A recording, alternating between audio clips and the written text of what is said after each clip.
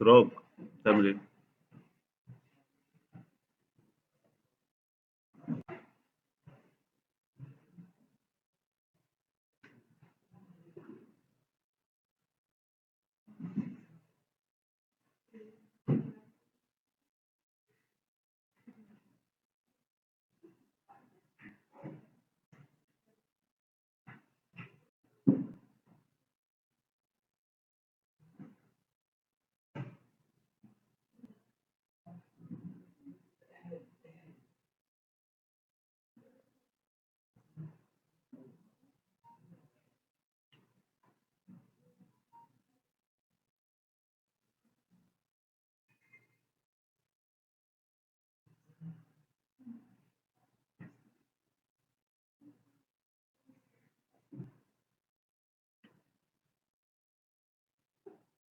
طيب، بدأت مع محمود في الليرنينج اوتكم التالت، مش الأول ولا التاني من الجدارة. تمام. ودي اللي فيها بنتكلم عن شغل اي اي بروجكتس، وبنراجع معاكم النم باي والبانداز والحاجات دي لآخره. صح؟ احنا برضو هنبدأ من الليرنينج اوتكم الأولاني والتاني، أخلصهم وأخش أراجع معاكم على التالت والرابع بعد ما يكون خلصهم محمود. ماشي؟ عشان الأول والتاني فيهم هاردوير. خلاص؟ طيب، نتكلم عنوان الجدارة Setting and Operating AI Systems. تمام. الفكرة كلها في أول اتنين Learning Outcome بتتكلم عن ARM روبوت اسمه ER 15400. ER 15400. ال 1400 دي في اسمه يدل على إيه؟ حد يعرف؟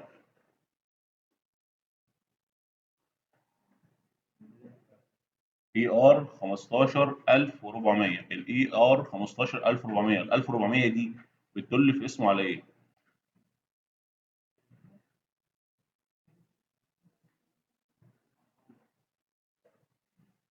اقصى مدى يقدر يجيبه الدراع 1400 ملم، يعني متر و40 سم.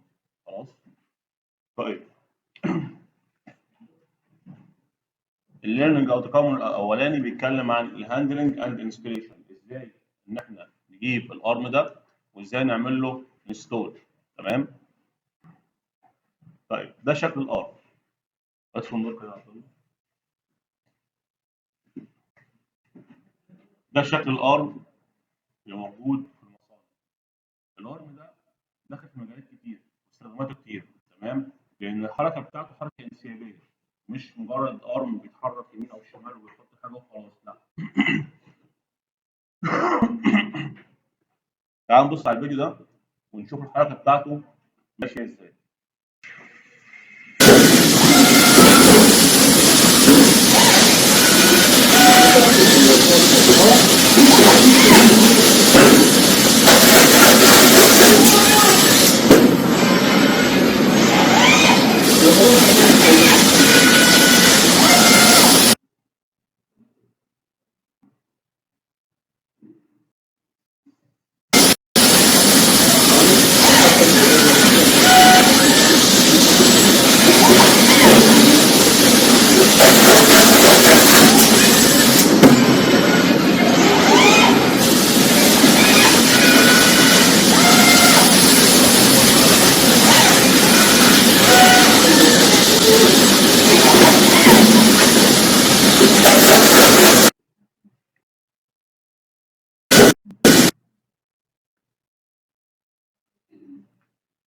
قال لك ان الارم 15400 ده اندستريال روبوت، هو روبوت صناعي is designed for use in industrial environment to perform a variety of tasks with high precision and efficiency. هو بيستخدمه في المصانع او البيئه الصناعيه علشان خاطر هو بيتمتع بدقه عاليه والكفاءه. تمام؟ طيب، خلينا نتكلم ان هو في البيلود هو بيشيل قد ايه.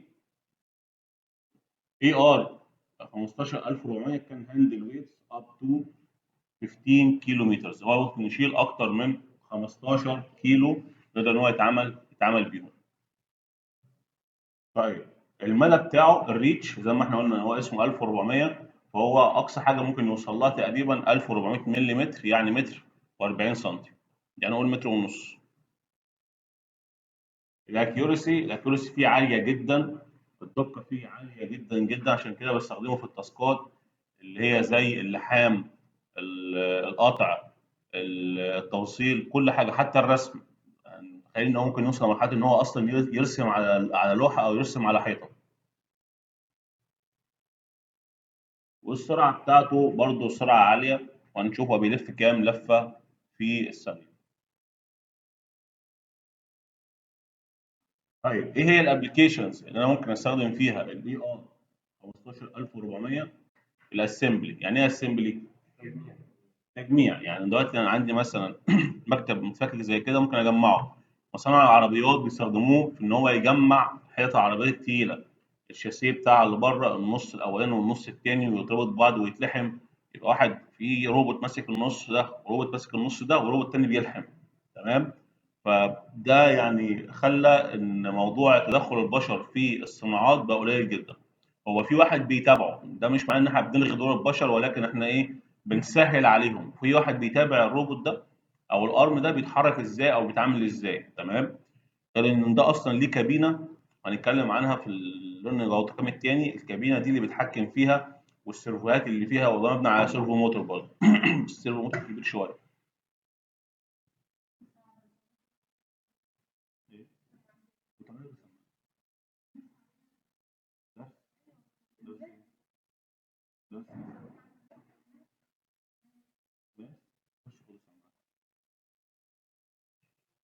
خلاص، يبقى اول حاجه هي الاسمبلي. طيب الويلدنج. يعني ايه ويلدنج؟ اللحام ممكن يستخدمه برضه في عمليات اللحام، البينتنج، عمليات الرسم، وهاندلنج اند ترانسبورتنج ماتيريالز. ممكن استخدمه في كل حاجات تقيله من مكان لمكان تاني. تخيل ان انا عندي اربع روبوتات جنب بعض، اربع ارم جنب بعض، واحد خد الحاجه من هنا سلمها للثاني، الثاني خدها سلمها للثالث. يعني كان بنقول الحاجه دي بنقولها على مسافه 6 متر، لان هو المدى بتاعه 1400 متر ونص، او متر و40 سم. تمام. فممكن انا استخدمه في ان انا انقل الحاجه من مكان لمكان. انسبكشن اند كواليتي كنترول، ممكن استخدمه برضه في عمليه التحقق وعمليه التاكد من الجوده. خلاص. طيب ايه بقى مميزاته؟ زي ما احنا قلنا، الكفاءه العاليه. ليه؟ هو اصلا متصمم ان هو يطلع انتاجيه زياده. يعني لو انت بتجمع عربيه بتاخد معاك شهر، هو ممكن تاخد معاه ايام. يبقى كده الكفاءه عاليه، فهو مصمم علشان خاطر الانتاجيه تزيد. طيب هاي بريسيشن، ideal for tasks that require precise operation.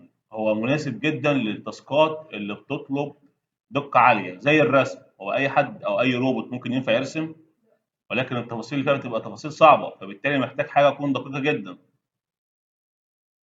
low operating costs، هو كتكلفة للجهاز نفسه غالية. الجهاز نفسه عامل $5000، لكن تكلفة العمالة بعد ما تجيبه بتقل معاك تدريجيا. بمعنى انت جبت حاجة بتشيله وبتحطه وبتعمل كل التاسكات في وقت قليل جدا، فانت كده وفرت ثمن العمالة. تمام. فتكلفة تشغيله قليلة جدا، لكن غير تكلفته هو الشخصية او تكلفته هو نفسها. تكلفته هو نفسها زي ما احنا قلنا $5000، لكن تكلفة تشغيله قليلة جدا. المقصود هو بيشتغل برضه على الباور العادي اللي جاي من البيت، يعني بيشتغل على 220 فولت.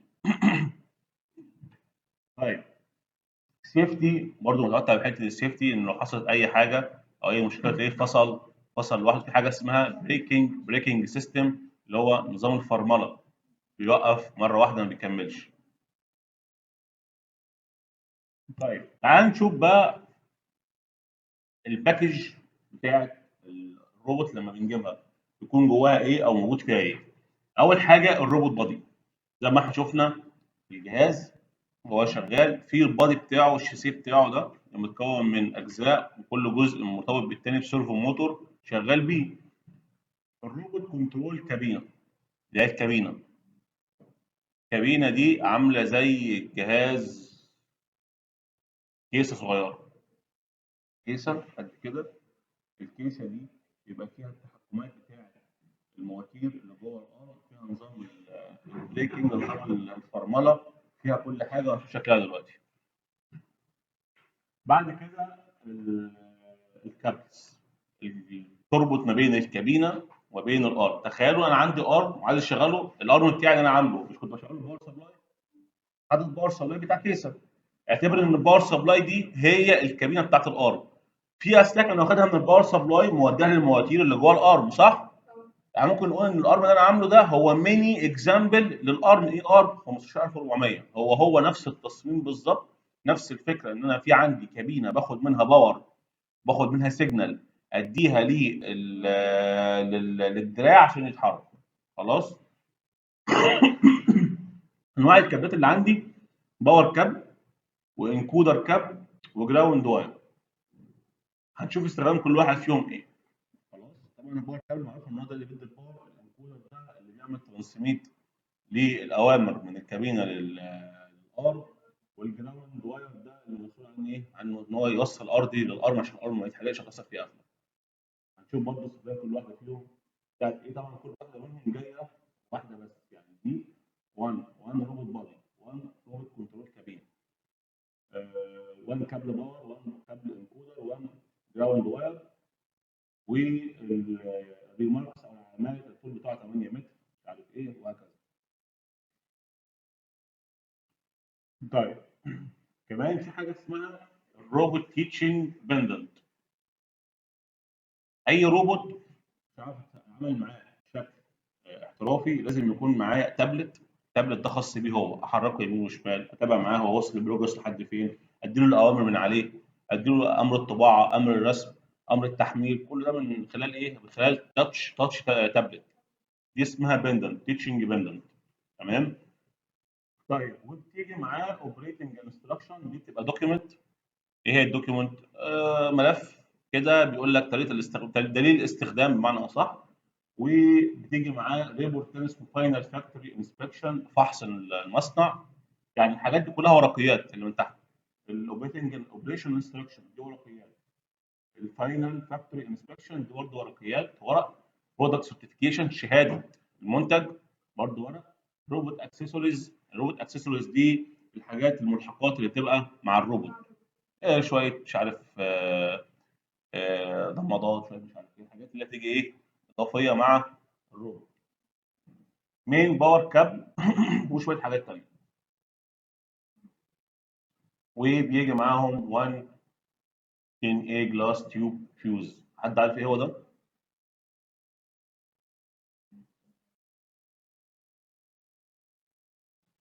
1 10A جلاس تيوب فيوز. من معنى الترجمه؟ انا بعتقد ان هي النضاره اللي بيلبسها الولدنج اللي بيلها.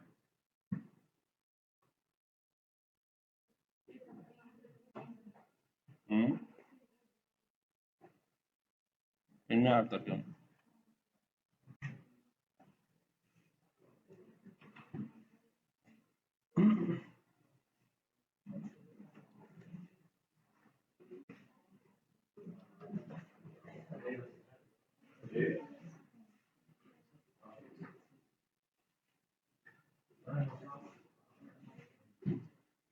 طيب بص بقى على الشغلانه دي، شغلانه غريب شويه. الفيوز دي انا اجيبها لكم من هنا. هكمل النت.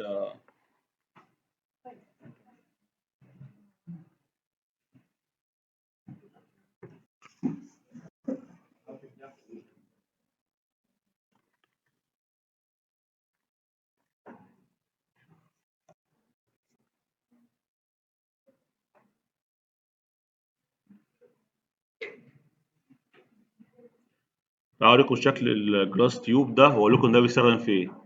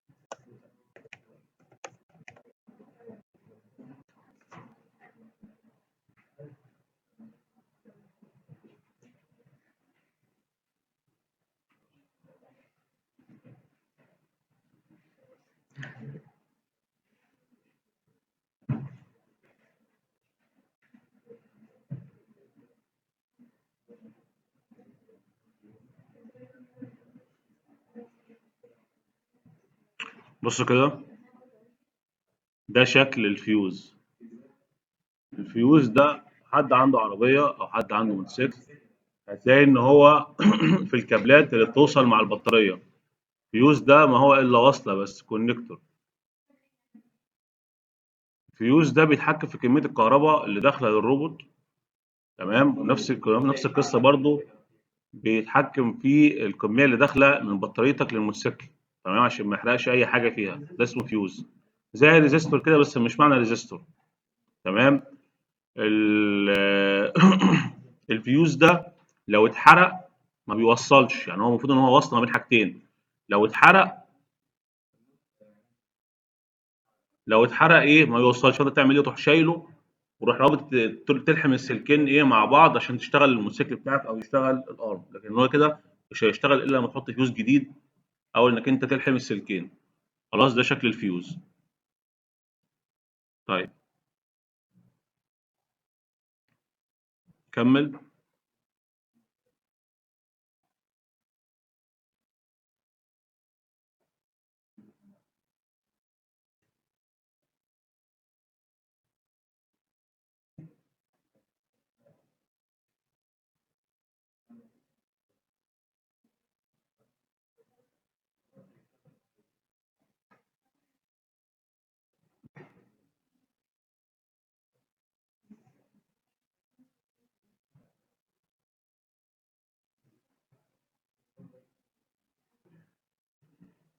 ده كده الروبوت بادي او الفيزيكال ستراكشر اوف ذا روبوت انكلودنج ذا ارم جوينت اند اند افكتور. ده كده بيكون الشكل بتاع الارم، ليه بيز قاعده وبيكون متوصل عليها. ده كده الشكل الفيزيكال او الشكل الخارجي بتاعه.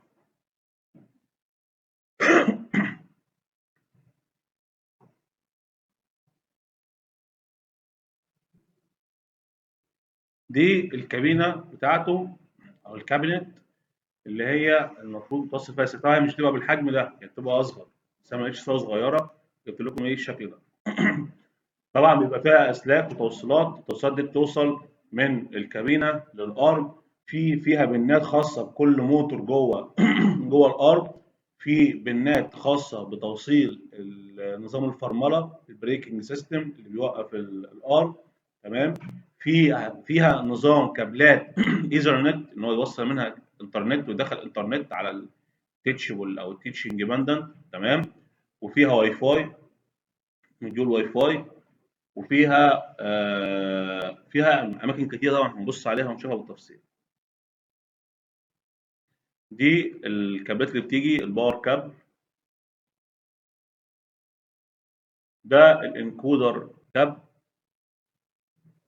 وكونكت ذا روبوت، يعني خلينا نمسك حاجه حاجه. الباور كاب ده اللي هو بيدي باور بيدي باور للكابينه ولا باور للارم؟ بيدي باور للكابينه. انا باخد من الكابينه للارم، اول حاجه بشغلها هي الكابينه مش الارم. يبقى الكابل الباور ده بيدي باور للكابينه، والكابينه فيها كابل بيوصل منها للارم. خلاص. طيب الكابل بتاع الانكودر بقى ده تبص كده ايه شبه كابل الفيجا في 25 بالنايه. Connect the robot joint to the control cabinet transmitting position and speed data. ده اللي بيوصل الارم مع مع الكابينه ومتحكم فيه ان هو بينقل له الداتا. يعني انا لو اديته مثلا امر طباعه رسمه، هي بتروح على الكابينه، من الكابينه بتوصل للارم. الارم هي الكابينه هي اللي بتشغل الارم من خلال الكابل ده. خلاص. يعني ده كانه كابل السيريال بتاع الاردوينو اللي بينقل من الجهاز بتاعي للاردوينو. فاكرين كنا شغالين على الاردوينو السنه اللي فاتت؟ الكابل الازرق ده اليو اس بي كان بياخد الداتا وينقلها على المايكرو كنترول عشان تتحرق. ده نفس الفكره كده ونفس القصه. خلاص. طيب، الجراوند وايرز provide safe path for electrical current to flow in case of fault. زي ما احنا قلنا بنوصل ارضي اصلا ليه؟ عشان نقفل الدايره، وفي نفس الوقت عشان لو حصلت اي مشكله او اي حاجه الدايره تقفل بشكل ايه؟ بشكل امن، وما يحصلش اي خطا يحرق الارم بتاعي او الكابينه بتاعتي. خلاص. دي التيتشنج باندنت. الشكل بتاعها زي ما احنا قلنا شكل التابلت. اه تمام. دي بتلاقي عليها كل حاجه خاصه بالروبوت، تشغل مواتير ايه، توقف ايه، تشغله كام ساعه، تديله امر طباعه، تديله اي امر اي حاجه من خلال دي. وطبعا الكابل بتاعها بيكون متوصل بالكابينه ولا بالارض؟ بالكابينه.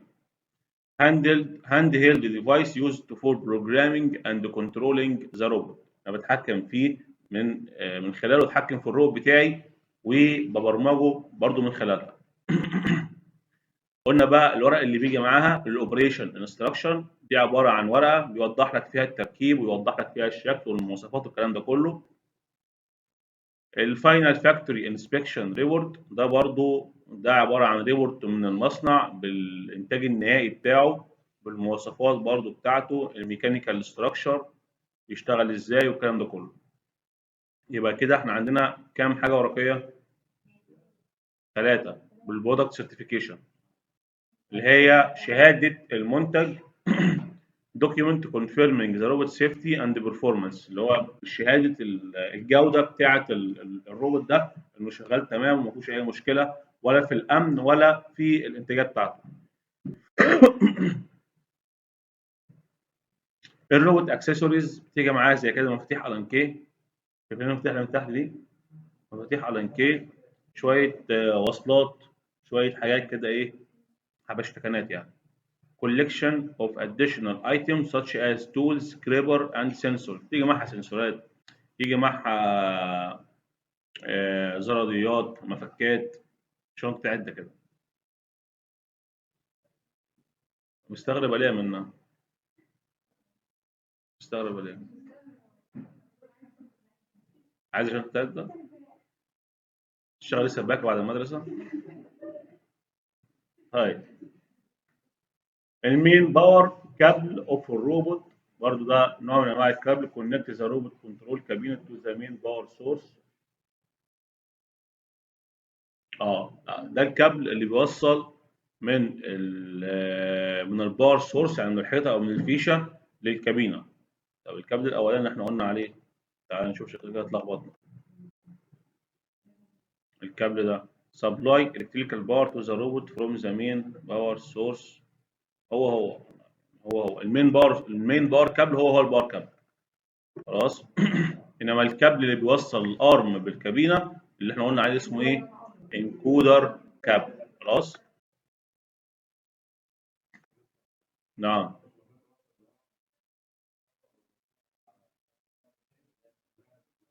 لا، هو بياخد الكابل الانكودر ده، هو اللي بيشغل الارم من خلال هو داخل له باور اصلا من خلال الكابل ده نفسه. تمام. طيب. شكل الكابل من جوه بيكون ليه كذا فتحه.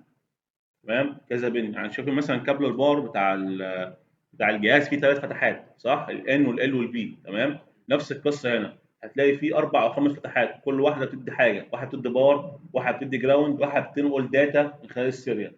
تمام. فهو في الكابل نفسه بيديك ال3 حاجات.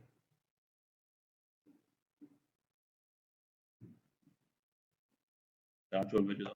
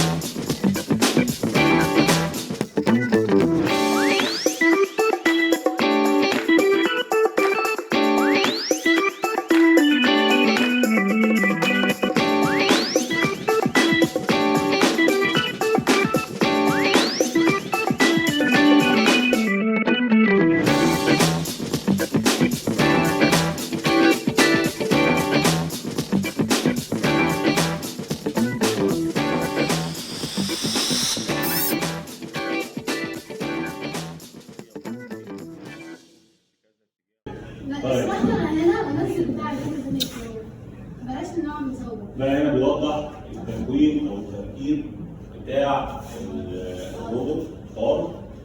حد يقدر يقول لي بتاع كام موديل؟ 8. ايه 8؟ ايوه كتير على فكره علشان بص يا مستر في كده في موديل؟ هم 7. ايوه النقط دي حلو. كده في موديل؟ ايوه كده في موديل؟ ايوه طيب 1 2 3 وفي مدة تحت 6. في موديل؟ 6 4 في موديل هنا 5. 5. يمين ده الكترونيات عمرو اللي جاي. بس هو بيأثر في الفيديو هيتحرك كتير. ما هو ده بيلف وده بيلف وده بيطلع فوق لتحت. تمام؟ وهنا كمان في موتور تاني بيلف يمين وشمال صح؟ يبقى كده 6. تمام؟ وده بيطلع كده وكده وفي موتور تاني برضه بيلف كده وكده. يا ابني النهاية بقى. بشغل الفيديو بس عملتها ازاي دي؟ ما احنا كان كتير على اول الفيديو اصلا. ده بقى؟ طيب ده كام موتور؟ يطلع عدي 8 مرات. 8؟ طيب ماشي. تعال نبص للكابينه، ده شكل الكابينه. خلاص؟ احنا بنقول الكابينه اللي هي شبه الكابينه بتاعت التليفونات، اي حاجه كده تبقى زي الراك اللي بنقول عليها كابينه. خلاص؟ ايه؟ شغل البوكس اللي هو بيتجاب بينظم الكهرباء والطريق بتاع الكهرباء. بالظبط. تعال نبص هنا في فتحه هنا اسمها انتيك، اير انتيك. اير انتيك دي بتعمل ايه؟ بتاخد الهواء بتدخله فيها هنا طلع لها الثانيه اير اوتلت. خلاص يبقى في حاجه بيدخل فيها الهواء، حاجه بيطلع منها الهواء، عشان كده لازم احط الكابينه في اتجاه معين يكون في ايه؟ في اتجاه الرياح. عشان الرياح تصير طريقه كده، صح؟ فلما تيجي تخش من المدخل لان ده ما بيطلعش، ده بيدخل بس، خلاص؟ فده بيدخل الهواء والناحيه الثانيه ما بيدخلش هواء بتطلع هواء. لازم احطه في اتجاه ايه؟ اتجاه الرياح، يعني معنى كده ايه؟ لو اتجاه الرياح جايه كده يبقى الجهاز بتاعي المدخل بتاع الرياح هيبقى من هنا ولا الناحيه الثانيه؟ يبقى من هنا عشان يدخل فيها الهواء، والناحيه الثانيه يطلع هواء يعمل تبريد من جوه. الرياح جايه كده اهو. طيب تعال نتكلم على ازاي اخزنه وازاي اشغله. عشان اخزنه في عوامل بيئيه لازم برضو اراعيها. زي ايه؟ ما ينفعش انت تخزنه في درجه حراره اقل من 40 درجه تحت الصفر. خلاص؟ وما ينفعش ان انت تخزنه بدرجه حراره اعلى من 55 درجه فوق الصفر. تمام؟ طيب يعني لو ده عندنا في الصفر هيتشوش ما ينفعش معاه. طيب والهيوميديتي اللي هي الرطوبه ده 90% اقصى درجه. خلاص؟ طب دي كده التخزين. طب تعالى التشغيل. الاوبريشن انفايرمنت اوف فور روبوت ما ينفعش يشتغل في درجه حراره اقل من 10 تحت الصفر. ينفع يشتغل عندنا ينفع يشتغل عندنا. ينفع يشتغل عندنا؟ ما هو الماكسيموم 45 درجه، انت عندك في المصانع هنا حضرتك بتبص اعلى من كده. اذا كان الجو بره بص 46. ايوه كده. غير شغل المكيفات بقى عشان تلاقي الشبكه. خط برضه مثل الماكسيموم 45 درجه والرطوبه 80%. خلاص؟ طيب ده شكل الكابينه. تعال نبص هنا، ده الكابل او مكان الكابل، ده البورد، بس المكان اللي بحط فيه كابل اسمه البورد. ده البورد بتاع التاتش باد اللي هي التاتش الجبانه، تمام؟ اللي بوصلها بيها هنا عشان اتحكم في الارم. يبقى انا كده لما اجي اوصل التابلت اللي معايا اوصله بالارم ولا اوصله بالكابينه؟ بالكابينه. ليه؟ لان المدخل بتاعه اصلا بالكابينه. طيب المكان ده بتاع كابل الانكودر اللي بيوصل من الكابينه لمين؟ للار. والباور كابل اللي بيوصل في الباور سورس اللي هو الاي اس بي حلو. طب تعالى نحاول ناخده مره دي بتاعت ايه؟ دي مكان كابل ايثرنت، مكان كابل انترنت. تمام؟ ودي مكان كارت واي فاي. خلاص؟ وده الجراوند. وده مكان الكابح او الفرامل، نظام الفرمله اللي بتفرمل الارم. دي بتوصل من هنا لمين؟ دي بتوصل اكيد بالايباد اللي هو بتدوس فرمله ده بالزرار الاحمر. فيشه لا. وانا هفرمل مين؟ اوصله لمين؟ انا عايز اوصل ده بالارم عشان اقدر افرمل الارم بيه. ده المدخل بتاع ايه؟ بتاع الكابل ده اللي هيدي السيجنال بتاع الفرمله. تمام؟ توصل بالار. طيب التيتش والباندم ده اصلا انا كده موصلها بالكابل ده صح ولا غلط؟ فكده مش محتاج ان انا اوصلها تاني. خلاص؟ كل اللي فيها اشتغل لما انا وصلتها بالبورت ده. تمام؟ طيب انواع الكابلات اللي عندنا الباور سبلاي كابل. الباور سبلاي ده الكابل بيوصل للباور سبلاي نفسه بتاع ايه؟ بتاع الكابينه. الروبوت باور اند البريك كيبلز اللي احنا قلنا ايه؟ اللي هو الكابل بتاع نظام الفرامل اللي هو ده. تمام؟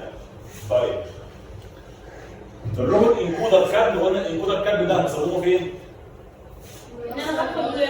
اربط الكابينه بالار. والتيتش باندنت كابل، الكابل بتاع التابلت اللي اسمها تيتش باندنت عشان اوصله بمين؟ بالار ولا بالكابينه؟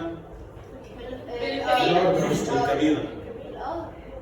ادي المكان بتاعها دي اسمها الكابينه ولا اسمها الار؟ الكابينه. التيتش والباندنت بوصلها مش بوصلها بالار، انا بوصلها بالكابينه. الكابينه اعتبرها هي الكمبيوتر بتاعك اللي بيحرك الار. هي اللي بتدي الاوامر. خلاص؟ طيب وبعد كده البريك ريليز ده خلي بالك انا عندي كابل للبريك نفسه للفرامل وكابل للريليز. يعني ايه ريليز؟ يعني هو اللي يشغل الفرامل نفسها. واحد بيشغل واحد بيوقف الفرامل. تمام؟ والجراوند كابل. الجراوند كابل ده بيستخدموه فين؟ رحمه. الجراوند كابل بيستخدموه فين؟ بستخدمه في نعمل وصل مين يعرف الجراوند كابل وصل فين؟ مستر بيتوصل I think في الكابينة. وصلوا ليه؟ لسه شرحنا من شويه. وصلوا ليه؟ عشان يأمن مسار للكهرباء لو حصل اي فيلر الكهرباء ما تخشش على المواتير تحرقها. خلاص؟ بمعنى ايه؟ انت دلوقتي واخد باور من الحيطه صح؟ طب الباور ده حصلت مشكله في المعده نفسها، الموتور علق او حصل اي مشكله، الطاقه ما زالت برضه متوصله صح؟ طيب ده ممكن يحرق الموتور. لكن يبقى في جراوند الباور اللي طالع الالكترونات اللي موجوده في الكهرباء توصل على الارض ما تعديش على الموتور نفسه. خلاص؟ طيب سيرشوا على الفاي 10 اير بايب. ده سيرشوا عليها. شوفوا ده بيستخدم في ايه اصلا. ودي حاجه بتوصل اصلا بالباور سبلاي. اساسا سيرشوا عليها. طيب ده الكابل اللي بيوصل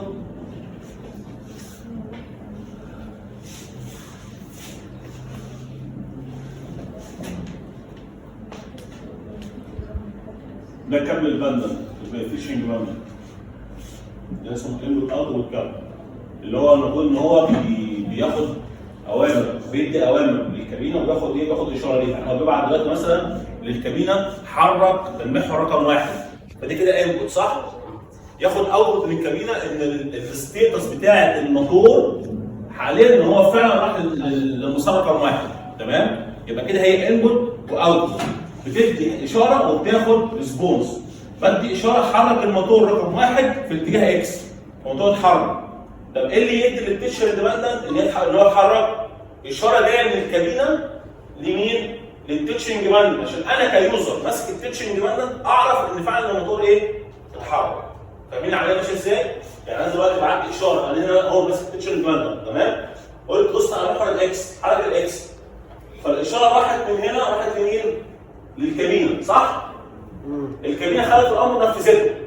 الكابينه رجعت لي اشاره تاني للتيتشنج ديبندنت عشان يظهر عندي على التاتش باد ان فعلا الموتور ايه؟ الموتور اتحرك. خلاص؟ ودي بنسميها السيرفو كونفرميشن ستيتس. تاكيد حاله السيرفو، الموتور اللي فات موتور سيرفو تمام؟ بس طبعا مش السيرفو بتاعنا التعبان ده لا سيرفو يعني تمام؟ فدي بنسميها سيرفو كونفرميشن ستيتس، تاكيد حاله السيرفو. هو حد فين دلوقتي؟ هو فعلا نفذ الامر ولا حصل مشكله؟ عشان يظهر على التيتش والباندنت للشخص اللي ماسك البتاع ده ان خلي بالك الموتور اللي انت حركته عمل مشكله. انت حركته في اتجاه غلط. طب مين اللي هيديله الاشاره دي ويقول له الاتجاه غلط؟ الكابينه ولا الار نفسه اللي هيتكلم؟ الكابينه. عشان كده هو اسمه انبوت اوتبوت. انبوت انا بدخل له امر، اوتبوت باخد منه استجابه. خلاص؟ واضحه بعيدها؟ زياده تركي مش واضحه صح؟ طيب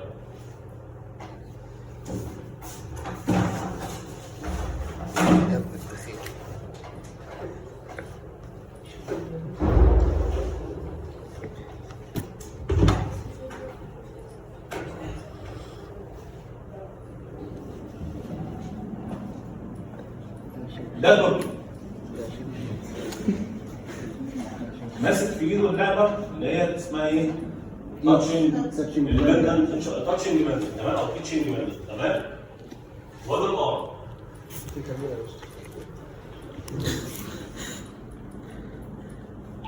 خلاص وده القاعده بتاعتي تمام؟ وادي التمرين التيتشنج ديبندنت متوصله بكابل للكابينه صح؟ الكابل ده اسمه انبوت اوت ليه؟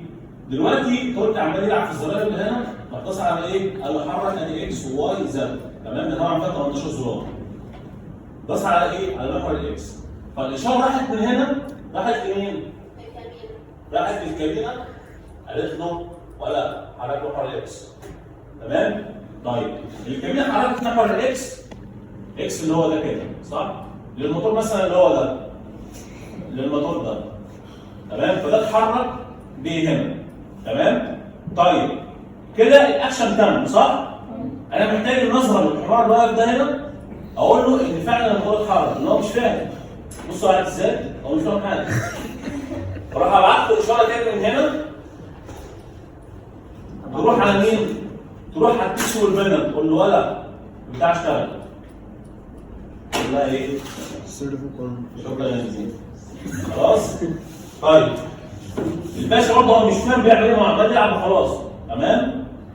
فراح داس على الزرار اللي هو يحرك الواي طب الواي ما ينفعش يتحرك في الوضع الحالي اللي فيه الروبوت لو اتحرك الروبوت هيتكسر فهو طبعا عشان حمار مش فاهم فراح بعت حرك الواي المكنه اللي قلت له ده هتاخد دراهم امي ليه بقول لك البتاع مش تنفع فعشان تفهمه الكلام ده تروح بعت له سيجنال تاني من هنا تقول له انت حمار ما ينفعش ان انا احرك المحور الواي لان ده هيكسر الارم بتاعك فهمت؟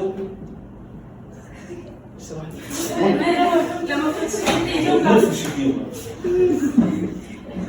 خلاص وضحت؟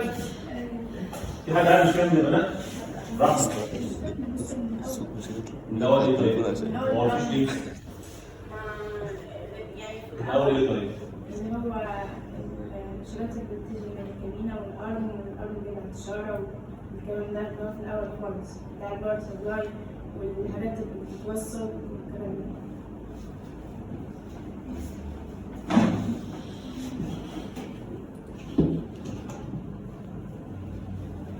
الهواء فين؟ الهواء هنا؟ لو قلنا مدخل الهواء ومخرج الهواء ده مشكلة بالنسبة لي؟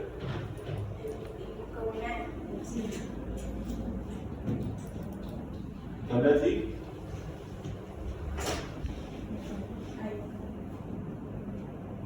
هنا؟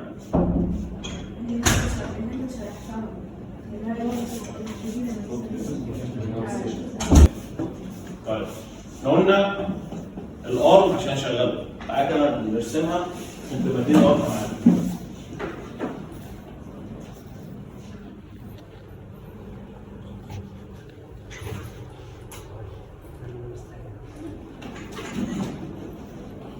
قلنا ان احنا عندنا الار ادي الشكل بتاعه مثبت على قاعده تمام القاعده دي فيها موتور بيلفها تمام وعندي حاجه اسمها الكابينه اعتبر ان الكابينه دي هي السي بي يو او البروسيسور اللي بيشغله وبيديها التحكم تمام يعني اعتبري ان الار هو الشاشه واعتبري ان الكابينه هي الكيسه تمام فانا عشان اظهر اي حاجه على الشاشه او اغير في اي حاجه في الخلفيات الكلام ده بدي امر مين؟ للسي بي يو اللي جوه الكيس صح؟ نفس القصه في الكابينه. طب طبيعي هنا انا عندي ثلاث مكونات اساسيه، عندي التيتش والبندنت اللي هو تابلت تاتش تمام؟ يبقى شكله عامل كده شوف شكله خلاص شكله عامل زي التاتش ايه؟ التاتش سكرين بتحكم فيه بغير حركه مين؟ الار يبقى اذا انا محتاج يكون في وصله ما بين التيتشبل ماشين والارم، سوري التيتشبل بندن والارم والكابينه، صح؟ هعمل الاوصال ازاي؟ باسلاك. اول حاجه انا عايز الباور. الباور ده بديه مين؟ بديه للكابينه مش للارم ولا للبندن. يبقى كده حددنا ان في كابل اهو طالع من الحيطه، دي فيشه في الحيطه اهي واخده باور للكابينه، تمام؟ الكابينه فيها كابل اسمه انكودر كابل، ده اللي بوصله من الكابينه للارم عشان اقدر اتحكم في حركه الارم، صح؟ طيب في كابل تاني بقى عشان اربط دي بيهم، انا لغايه دلوقتي ربطت دي بس، صح؟ ربطتها بالباور. في كابل تاني يخليني اربط التابلت اللي معايا بالارم، بس انا ما ينفعش اربطه بالارم نفسه، انا عايز اربطه باللي بيتحكم في الارم، صح؟ يبقى اربطه بمين؟ كمان مش لاش غير ايه؟ بالكابينه، صح؟ يبقى في كابل تاني هنا رايح من التكش والبندن رايح لمين؟ رايح للكابينه، ده بسميه اسمه انبوت اوتبوت كاب او التكش والبندن كاب، تمام؟ طب وده اسمه ايه قلنا؟ انكودر. انكودر كاب. طب انا ليه بعمل مكان الهواء؟ علشان عمليه تبريد. عشان الجسم ما يسخنش. عمليه تبريد زي الكيس انا كده، زي فتحات التهويه، تمام؟ ففي هنا فتحه اسمها اير انتيك، الهواء بيخش من هنا يطلع من هنا، خلاص؟ يلا عمليه تبريد، تمام؟ طيب قلنا علشان خاطر اتحكم في حركه الروبوت، اما ان انا بديله امر معين الكود يشتغل لوحده، اما ان انا بحرك المحاور زي ما انا عايز من هنا. يعني دي فيها زراير اكس واي زد تتحكم في الثمان مواتير اللي عليها، تمام؟ فيها هنا برضه زرار ايقاف اضطراري او ايقاف طوارئ اللي اسمه emergency stopping اللي شفناه لونه احمر، تمام؟ طيب لو دوست عليه كل المواتير دي تقف، تمام؟ طيب قلنا كمان في الكابينه في شويه كابلات تاني، ايه هي الكابلات؟ في كابل اسمه البريك ريليز. ايه البريك ريليز ده؟ قلنا لو حصل اي خطا في السيستم وعايز يوقف الارض، خبط حد مثلا، عور حد او بهدل الدنيا، بوصل الكابل ده مسؤول ان هو يفرمل الثمان مواتير كلهم مره واحده. بس تمرين فرمله من هنا، ما احنا عندنا الزرار السكرين. عايزين ايه؟ الامرجنسي ده ممكن نعمل منه. ما الامرجنسي ستوبنج ده هو اللي مسؤول عن عمل حاله الفرمله. ممكن نوقف، ما هو ده بيفرمل وده بيفرمل. طيب التيتشبل ماشين، التيتشبل ستوبنج ده اللي هو الزرار ده بيعمل فرمله، صح؟ بيبعت اشاره لمين؟ الارم. بيبعت اشاره للكابينه، ما هو ادي كابل اهو رايح على الكابينه، صح؟ بيبعت الاشاره لمين؟ للكابينه. طب الكابينه هي اللي هتقف ولا الارم هو اللي هيقف؟ طب مين المسؤول بقى ان هو يفرمل؟ كابل تاني اسمه البريك هو اللي بيوصل بالارم اللي هو البريك ريليز ده. ما ده انا قصدي ده بيفرمل وده بيفرمل. لا الزرار ده بتاع الامرجنسي ستوري بيبعت اشاره لمين؟ للكابينه. طب الكابينه عايزه تكلم النظام التابع او نظام الفرمول اللي في الارض، هتكلمه من خلال كابل مين؟ مش من الانكودر، من كابل كده اسمه البريك سيستم. كابل تاني اسمه بريك سيستم، ده اللي بيوقف ايه؟ بيوقف الكلام ده. واضح كده بقى شويه؟ طيب في حد تاني مش فاهم؟ قول يا استاذ عايز تقول ايه؟ في حد مش فاهم من الولاد؟ تجمعت ماشي. طيب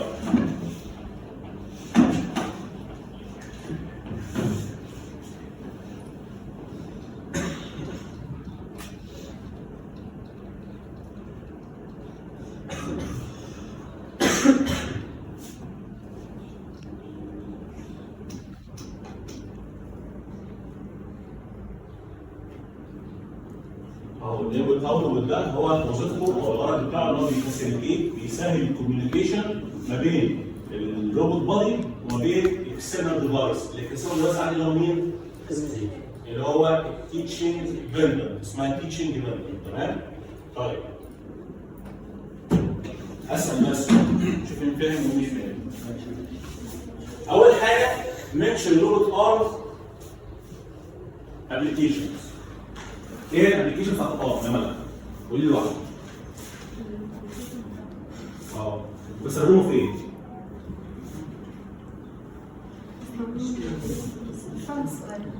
ايه هي الابلكيشنز او التطبيقات اللي بستخدم فيها الارم دي ار 15400؟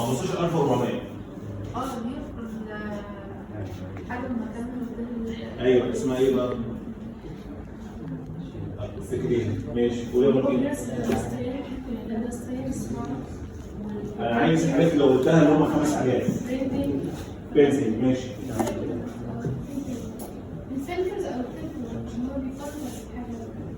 لا دي اسمها انسبكشن وكواليتي كنترول اللي هو بيفحص الحاجه ما سمعناش شويه كده.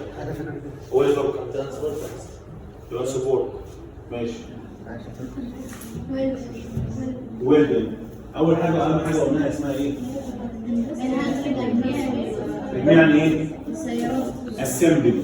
يبقى اسمبلي بيكنج ويلدنج اللحام. رقم 4 ترانسبورتنج الماتيريال. مش ترانسبورتنج بس كده هو مش هيشيلك برضه يوديك مكان تاني هو هيشيلك بضاعه خلاص. 5 انسبكشن كواليتي كنترول. والواحد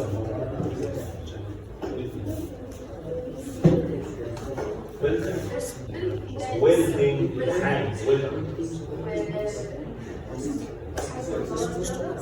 ماشي.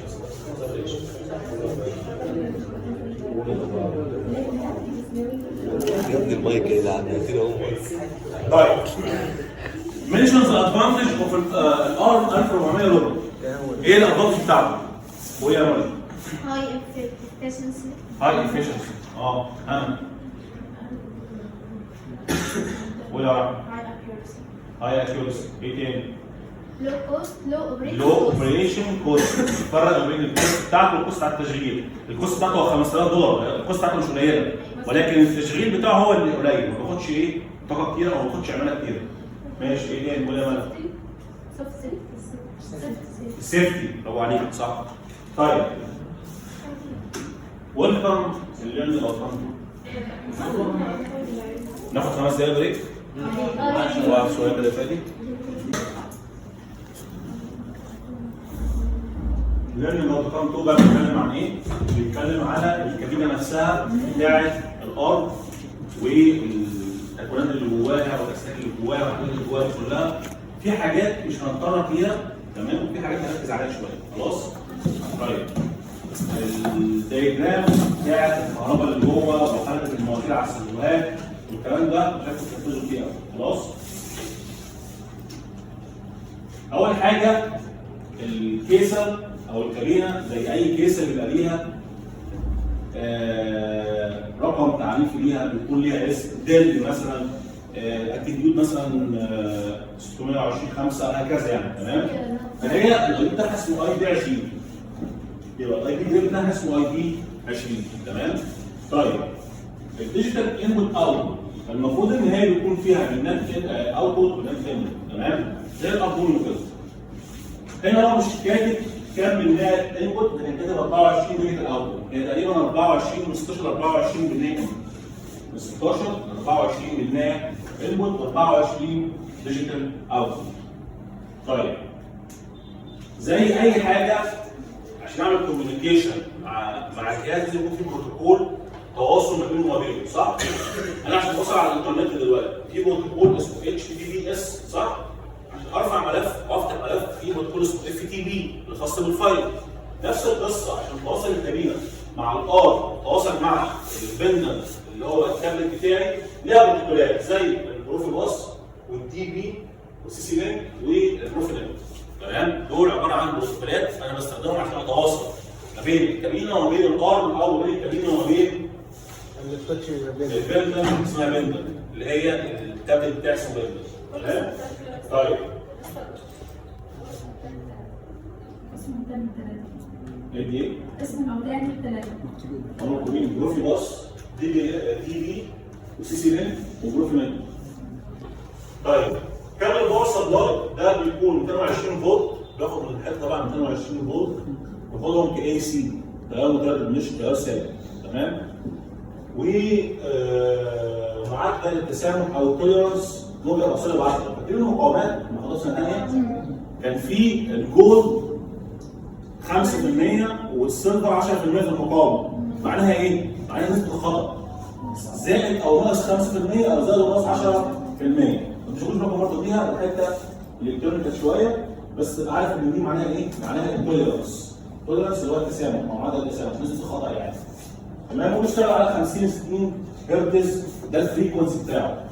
الفريكونسي اللي هو التردد. تمام؟ الحاجات دي بتسمعوها اول مره مش برضه بالكم بيها. بس دي حاجات خاصه بيه، خاصه بتشغيل الجهاز. بيشتغل على كام هرتز؟ السرعه بتاعته تردد. زي مثلا 32 وفي 42 التردد اللي بيشغل الباور سبلاي نفسه او بيشغل الباور نفسه. تمام؟ طيب الحجم بتاعها بقى خلينا نتكلم في ويدث، في هايت، في ديبس. تمام؟ يعني اكس واي زد. الويدث بتاعها العرض بتاعها 483 ملم، يعني تقريبا 48 سم.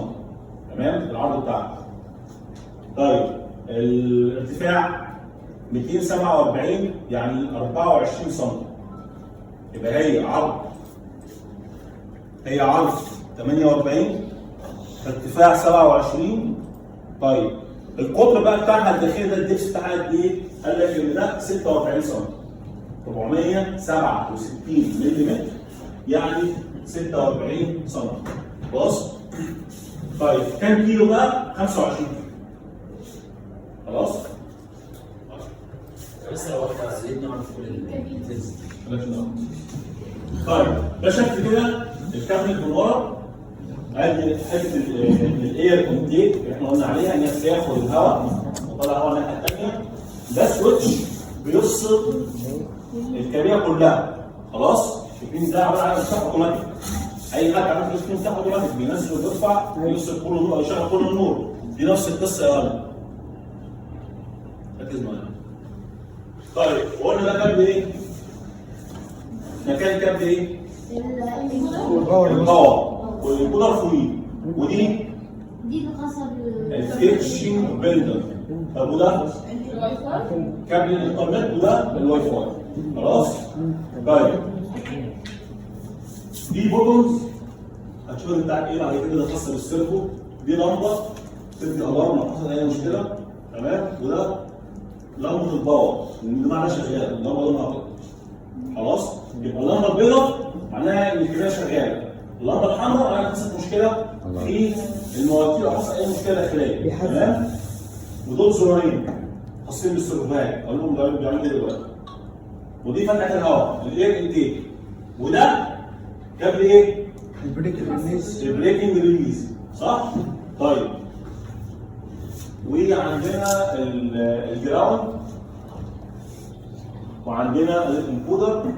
وده برضه كده في زرار ايمرجنسي ستورنج برضه. يبقى في اثنين ايمرجنسي ستورنج عندنا.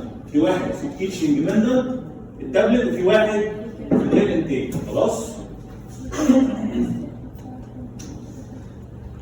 طيب الموشن كنترول ازاي اتحكم في الحركه؟ احنا قلنا عندنا 8 سيرفوهات موجودين في الارض. لازم اتحكم في حركه كل واحد فيهم من خلال اما ان انا بتحكم اوتوماتيك، اما ان انا بتحكم فيه من خلال التيتشنج ديبندنت اللي معايا واتحرك يمين او شمال. قلنا في كابل انبوت اوتبوت هو المسؤول عن ايه؟ المسؤول عن موضوع الحركه. صح؟ بالظبط. تعالى نبص على السبيسيفيكيشن بتاعت الباور سبلاي. علشان تشتغل الكابينه. الكابينه بتشتغل الفولتج رينج بتاعها بيكون من 22 فولت ل 28 فولت. تاني بتشتغل من 22 فولت ل 28 فولت. خلاص؟ او هي بتطلع قد ايه؟ بتطلع 22 فولت 28 فولت. تمام؟ الباور سبلاي بتطلع 21 فولت اللي في الكيس. دي بتطلع 22 28. طيب الباور بتطلع 15 واط. تمام؟ البود ريت ده معناها معدل نقل البيانات. هديت لكم من تحت اهو تعريف ليها. البود ريت refer to the speed at which data is transmitted over a communication channel. معدل سرعه نقل البيانات ما بين الكابينه والار او بين الكابينه ومين؟ الكابينه ومين؟ والبندر. الباد بتاعي او التابلت بتاعي خلاص؟ طيب والكونكشن تيرمينال ده بيبقى ليه اسم كده زي الاف كي ام سي دي، ده عباره عن بروتوكول برضه تمام؟ ده عباره عن ايه؟ عباره عن كابل فيزيكال انترفيس يوز تو كونكت ذا باور سبلاي تو اذر ديفايسز. ده مكان من خلاله بقدر اوصل الكابلات بتاعتي باي باور سبلاي كده.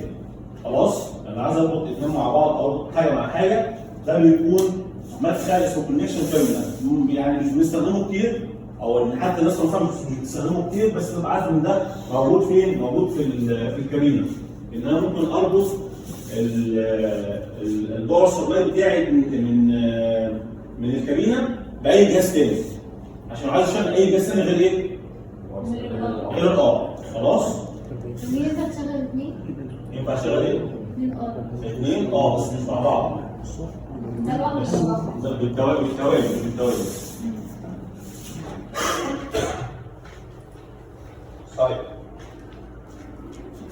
قلنا ان في مكان لكابلات ايه؟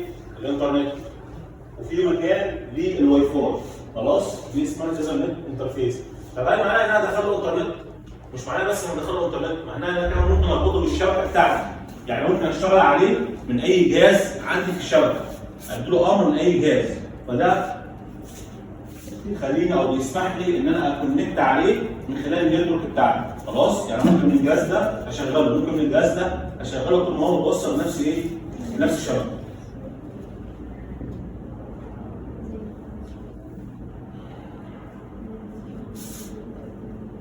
عندنا هنا في عندنا في حاجه اسمها السيريال 1 بورت، وعندنا حاجه اسمها الكام بورت. دول موجودين في الكتاب بس انا مش محضر ليهم الاستخدام بتاعهم يعني. هتلاقيهم موجودين في الكتاب، هقول لكم الصفحه كام دلوقتي. بس دي ايه؟ ما خدناش الكتاب ده دلوقتي. هبعته لكم دلوقتي. هو نص. طيب ودي برضه شويه سبيسيفيكيشن خاصه بالكابل نفسه بتاع السيريال 1 اللي هو ده الكابل اللي بيوصل هنا. تمام؟ انا بستخدمه في ايه؟ انا بقول لكم بستخدمه في ايه؟ اشوف بس من الكتاب عشان ما احضرتهاش. خلاص؟ طيب دي مش مهمه، مش لازم تركزوا عليها قوي، يعني الجزء اللي هنا الاول هنا كده كل ده مش فارق معايا. هي الحته دي اللي فارقه معايا. اللوكال انبوت اوتبوت ريديوسر. احنا قلنا ان في بنات خاصه الكابل بتعمل حاجه، يعني مثلا الكابل اللي بيوصل ما بين الكابينه وما بين الار ده اسمه دي بي 25، في 25 بنات. تمام؟ والسيستم نفسه فيه بنات اوتبوت وفي بنات او بورتات اوتبوت وفي بورتات انبوت. تمام؟ في بياخد حاجات وبيطلع حاجات عن طريق الكابل انبوت اوتبوت اللي بيوصل مع البندنت وبيوصل مع الكابينه، صح؟ طيب في بعض البورتات اللي هنا محجوزه للسيستم نفسه، وفي بعض البورتات خاصه بالالارم، في بعض البورتات خاصه بحاله الموتور، وفي بورتات فاضيه اليوزر يعملها زي ما هو عايز. تاني البورت اللي هو دي 00 01 تمام و03 و04 و05 دول السيستم بيستخدمهم. سيستم كيو مشغولين من خلال السيستم هو اللي بيستخدمهم. تمام؟ طيب 02 دي اللي بتبعت للبندنت الحاله بتاعت السيرفر. مش احنا قلنا ان انا ممكن ادي ارم للتيتشبل بندنت بتاعتي او التيتشنج بندنت بتاعتي، ادي له امر، الامر ده يروح للكابينه ينفذه يحرك موتور ويرجع لي ستيتس، صح؟ يرجع لي الحاله بتاعت الموتور ده هل هي فعلا اتنقلت او ما اتنقلتش؟ او تمت او ما تمتش. المسؤول عن النقل البنايه دي اللي هي دي 02، وفي برضه بنايه ثانيه اللي هي برضه مسؤوله عن حركه ايه؟ حركه السيرفو. هل فعلا تمت ولا ما تمتش؟ تمام؟ طيب دي 06 دي خاصه بالالارم. لو حصل اي مشكله دي اللي بتبعت الارم لمين؟ للتيتشنج بندنت بتاعتك. طب 07 دي فاضيه يقدر اليوزر يوظفها زي ما هو عايز، يحطها في الحاجه اللي هو عايزها. تمام؟ مش عندنا ليد حمراء بس ليد حمراء. مين اللي يبعت بقى السيجنال دي؟ هي هتنور، مين اللي هينورها؟ البورت ده هو اللي هيبعت الالارم عليه. هو الكابينه. الكابينه نفسها خلاص؟ طيب 010 emergency stopping alarm دي اللي بتبعت السيجنال بتاعه الامرجنسي ستوبنج الارم اللي هو ايه؟ اللي هو اعمل ايقاف فوري دلوقتي. اعمل ايقاف فوري دلوقتي، خلاص؟ طيب 011 معناها سيرفو انيبل، يعني فعل لي السيرفوات تشتغل. انا ممكن اعمل تعطيل للسيرفوات ما تشتغلش، تمام؟ وممكن اشغلها. طبعا كلهم بيتشبل بيندم ادي امر اكتف اكتيفيت او امر دي اكتيفيت، شغل او افصل، تمام؟ طيب 012 دي خاصه بالكونفirmation ستيتس بتاعت 2 برضه بتاعت السيرفر. يبقى احنا عندنا كده 012 و02 خاصين بايه؟ السيرفو كونفirmation ستيتس. واحده 013 دي خاصه بالبندن سواب تشغيل البندن بيتشنج. واحده خاصه تدي الارم بدرجه حراره عاليه. واحده برضه emergency stop الارم 2 ثانيه برضه خاصه بموضوع الامرجنسي ستوبنج. و16 و17 حاجه اسمها سيفتي لود. ايه السيفتي لود؟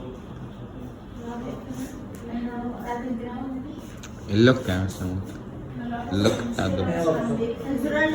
شفتوا المكنه بتاعت الطباعه اللي بره التصوير؟ لو انت جاي تطبع والباب مفتوح مش هيرضى. ما بيرضاش وبيديك ايه؟ بيدي صفاره، صح؟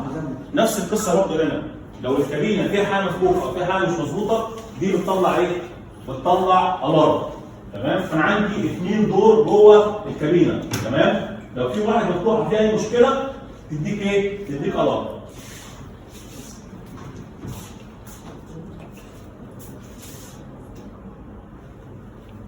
عايزين بقى نشرح الشكل ده بالتحديد. ما تديك عايزين ولا نسكت؟ لا عايزينها بس عايزينها بس مش عليكم اصلا. تعالى مش عليكم اصلا. ده بيوضح هنا الكابلات اللي شغاله والكونكشن ما بين المواتير وما بين بعض. ازاي تطلع الاشاره من الكابينه تروح على المواتير كلها، خلاص؟ دي انا شفتها عليكم، مش عايزكم ان انتوا ايه؟ ان انتوا تركزوا عليها، خلاص؟ يا عم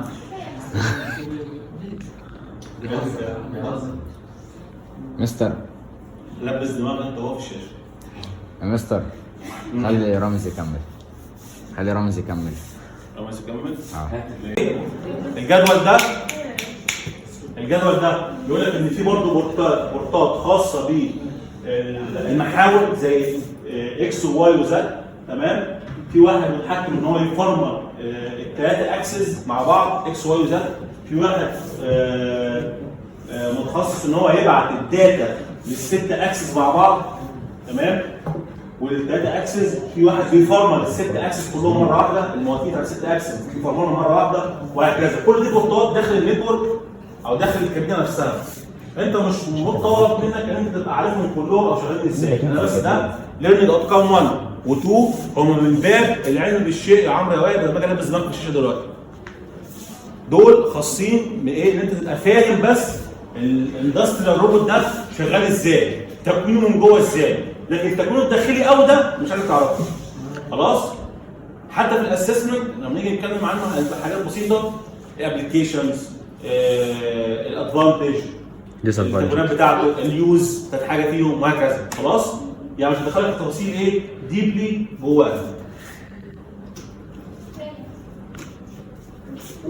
بريك. لسه فاضل حته صغيره في عندنا سيشن بعد البيت. لا هنا والله عندنا في حته تانية كده خاصه بايه؟ خاصه بالبندن نفسها وشكلها. عايز اوريكم شكلها.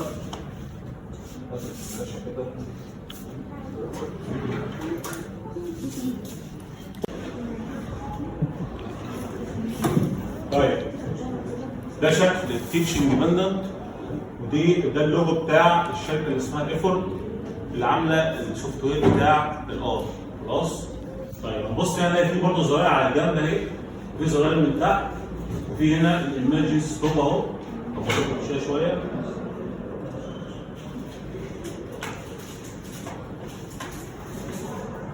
رقم 1 هو اللوجو بتاع الشركه، 2 3 اللي هم دول التاتش سكرين، تمام؟ اللي جاي لك الستيتس بتاعت السيرفرات اللي عندك. في زراير من تحت هنا ممكن توظفها في حاجه معينه، في اللي بيعمل ستارت للماشين، وفي اللي بيعمل بوز يوقفها، في اللي بيتحكم في الاكسس وهكذا.